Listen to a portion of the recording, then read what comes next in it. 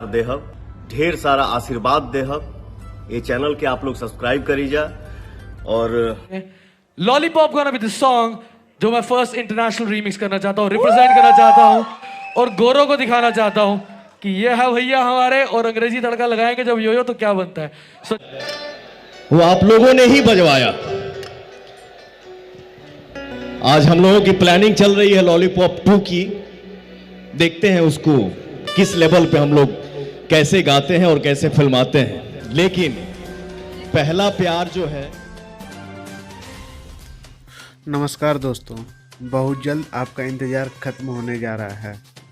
आप काफ़ी दिनों से सुन रहे होंगे लॉलीपॉप 2 जल्द आएगी, लेकिन अब हनी सिंह और पवन सिंह की प्लानिंग हो रही है।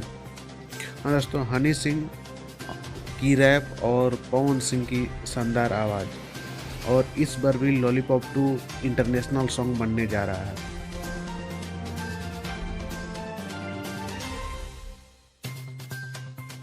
और उम्मीद करते हैं कि इस गाने पर जल्द से जल्द काम चालू कर दी जाएगी और हमारे बीच जल्द ही सुनने को मिलेगा।